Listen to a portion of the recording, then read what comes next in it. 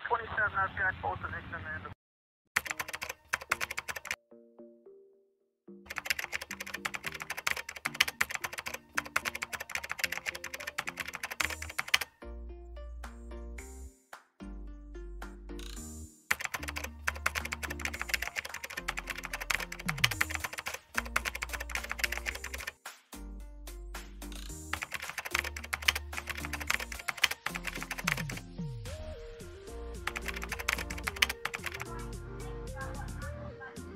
Okay, how to balance a dirt bike.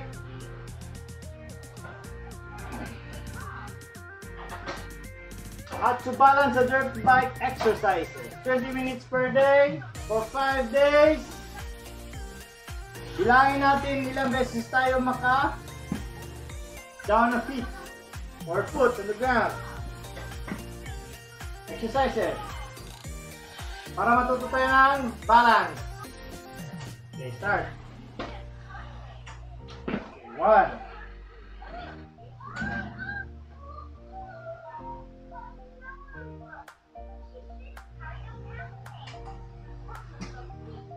2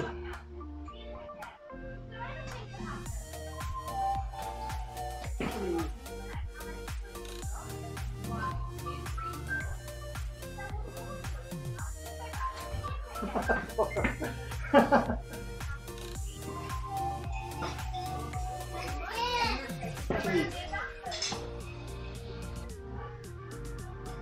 Try natin ilak.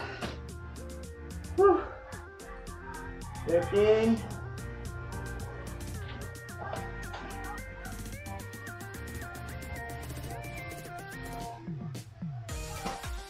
14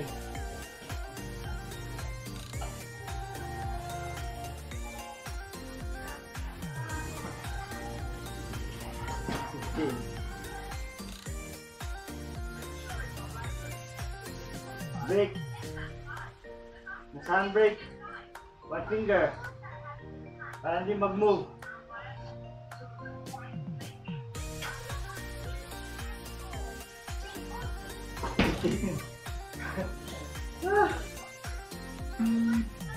Dapat tandaan lang pag mag-yakit mo yung feet para hindi mag-balance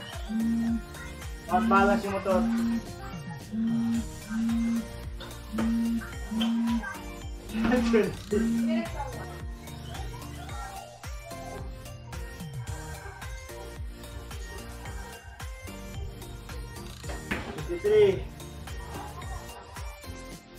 Slowly lang, slowly.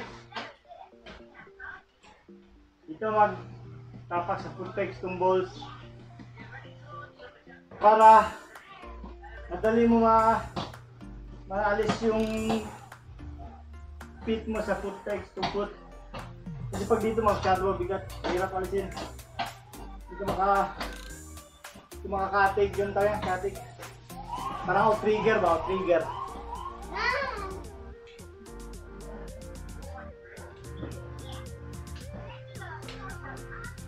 Oh, 55.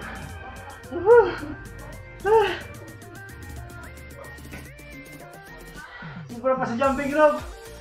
Sino na? 41? 50. Reflex. Woo! Reflex. Ulang pa. Okay. 62.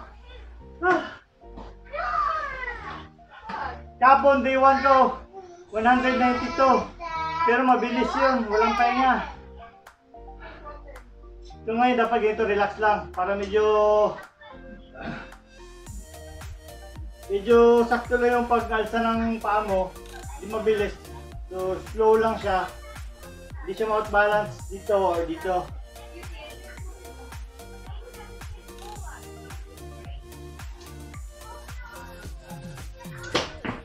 Ito na. 53. Oh. Dito maluwa. Dito.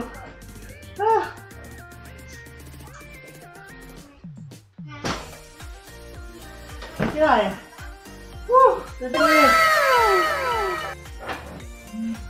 Wow! Day 2, 99 feet on the ground for 20 minutes. Day 1 ko is 192. Pero paspasan yun, kaya always ako nahulog sa motor. Dapat ang proper, take your time, relax lang. Basta importante, hinay-hinay, dahan-dahan lang yung pag-akit mo sa motor. Pag-lift mo na yung foot, para hindi siya ma-outbalance kaagad. Isa pa lang. Okay, no foot brake, only hand brake. Kung kailangan mo i-lock yung manobela, saan yung dominant side mo, left ba, right, gawin mo. Pero para mas maganda yata yung straight. Pag akyat mo sa motor, dandahan lang, pwede mo ito i-balance. So, para out-trigger mo. Tapos medyo mag-slide ka pag sa may tangke, sa may tank, sa may engine. Ganun. Para medyo hindi ma-tip over sa right side yung motor. Yun lang, tomorrow ulit mga kabram. Day 3 natin. So day 1 ko is 192, day 2 99. Okay, see you again tomorrow. Hi kabram, this is day 3 ng ating how to balance on a dirt bike. Bawas sa ikot na yung hangin sa harapan. Helmet on, gloves, boots, correct tire pressure. Okay, balik mga kabram.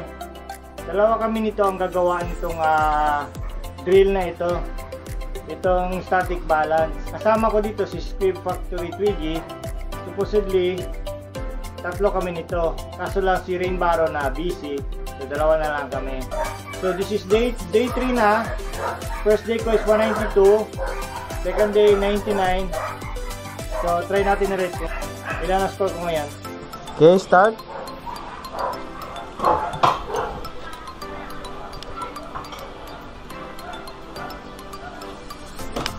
Lock.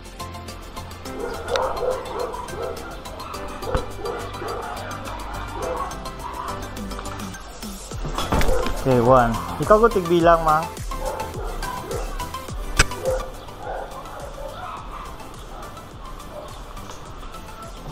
2.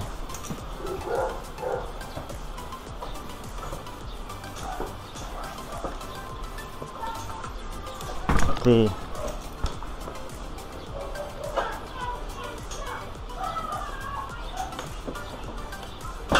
4.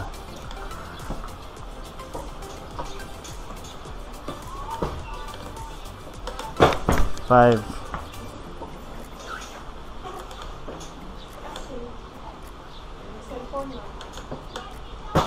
6.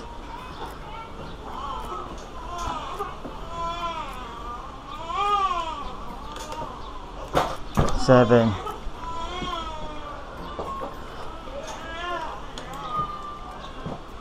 8. 9. Whew.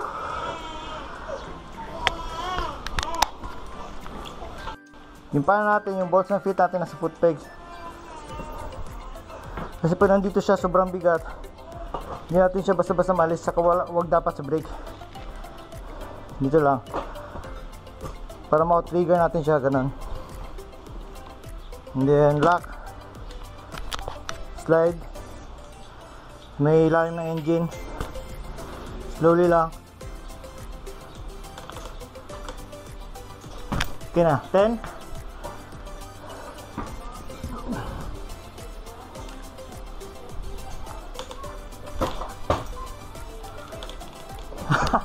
Ilan?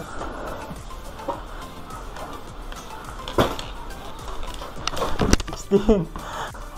Try natin straight na manabela. 22.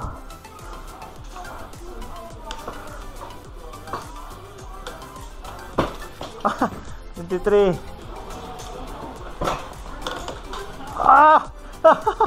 Ilan? 20 talaga. Ayaw talaga magbalik. Sobrang bigat ng KLX.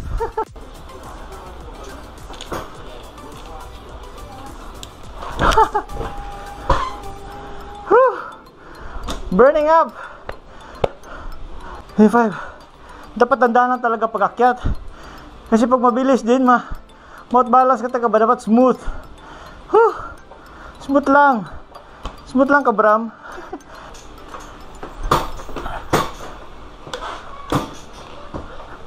59. Natama sa ulo. So, mainit. 32. Ah! Pila? 40. Ah!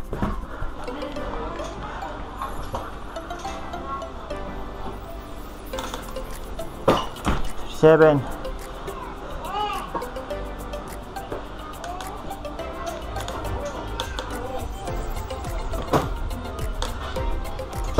Eight. Grabe ang pump ng aking heart. Grabe ang cardio.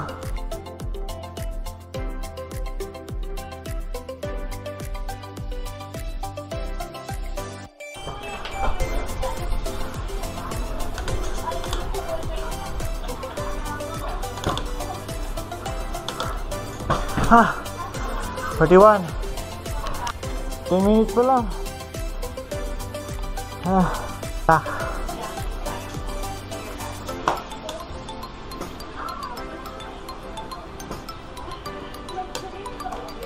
Ah! 42. Okay si 42 ah. Medyo matagal.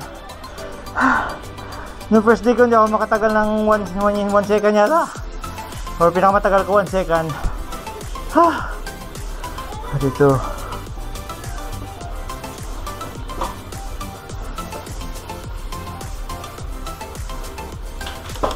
7.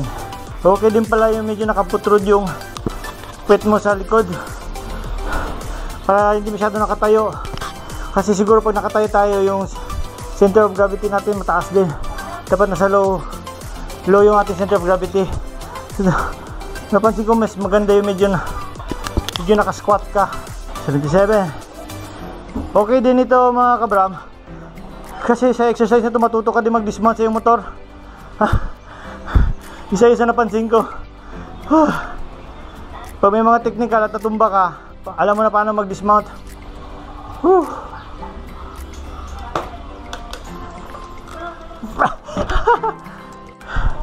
Ilan?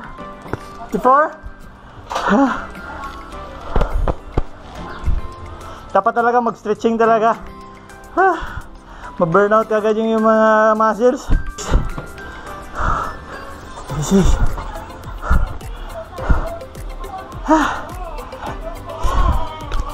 6. 56.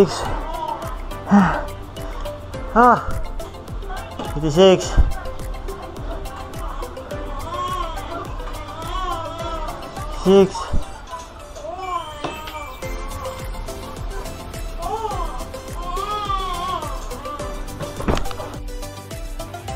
Lesson learned mga kabram, nalobat ang aking cellphone habang nagbablog. Well anyways, ang sabi ko kanina, yung mga advantages pag natuto ka nitong static balance is that pag may mga technical na mga areas, may mga like boulders or may mga ledge na kailangan mo akitin, pwede rin siya kunwari konti lang yung run up, yung space na makabuelo ka, pwede mo din siyang gamitin. Static balance ka muna bago ka makabuelo. May mga rats, ganun, daan ka sa taas ng rats, di ba? Ano ko din ito experience ko din ito, always ako nahulog sa rats. So alam ko na talaga in the first place na may kulang ako sa balance noon pa. Pag matuto ka ng balance, hindi ka na magsige tukod. So pag less tukod, less hulog ka sa motor, mas mabilis yung takbo mo. Kasi always nasa foot pegs mo yung feet. So hindi ka hindi ka maiwan ng motor. Kasi ang tendency kasi na, lalo pag technical, nagtatakbo yung motor, siyempre tukod ka, ganun. Kasi nga na-outbalance ka. Sikad ka na sikad. Ano mo tawag sikad? Tukod ka ng tukod, tapik dito sa ground, nagtatakbo yung motor. Natural, pag mabilis yung takbo ng motor, pag tapak mo sa ground, wala ka na sa motor nun. Hindi pag tapak mo sa ground, nauna na yung motor, naiwan na yung katawan mo, yung pet mo na nandun na sa likod ng motor. Ang tendency nun, clutch in ka, nawala yung momentum mo, stop ka na sa mga technical. And then always keep your center of gravity low. Yan ang napansin ko kanina. Medyo mag-squat ka. Huwag kang medyo naka-stand up straight. Mas madali siya mag-balance at maka-move ka. Ma-move mo yung puwet. Side to side mo din siya ba? Hindi like kung nakatayo ka na straight. Ma-move mo lang yung paa at saka shoulders mo. Yung puwet hindi. Mabigat yung puwet. so okay din yan. Smooth transition pag mag-akit ka na sa motor, pag i-akit mo yung feet mo sa pegs. And then, ano ba? Yun lang. Shout out nga pala kay Squid Factory Twiggy. Pumayag siya na mag-collaborate kami dito sa training exercise. Check nyo din yung channel niya. Tsaka kay Rain Barrow po, wala siya dito, hindi siya nakasali sa collaboration namin kasi na busy siya. Maybe next collaboration, makasali na siya. Check nyo din yung channel niya. So yun lang, next day ulit. Day 4, check natin kung may progress. From day 1 ko is 192, day 2, 99, day 3, 94. So hopefully may improvements. Until tomorrow, mga kabrang. Thank you nga pala sa mga subscribers ko. 500 na tayo ngayon. Sana tuloy-tuloy na. Reach for that goal, 1K. 4,000 hours view time. Sa view time natin medyo malapit na yung subscribers na hindi pa. So, sa mga hindi subscribers dyan na nag-view nito, paki-subscribe naman, tulungan lang. Para continue lang tayo gawa ng mga vids. Okay, thank you!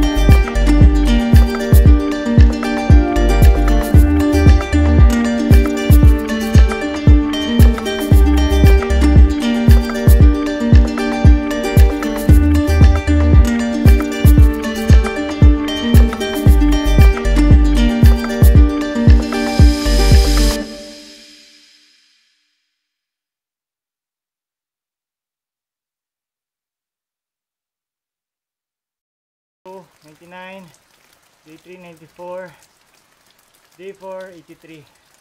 So, yun yung difference.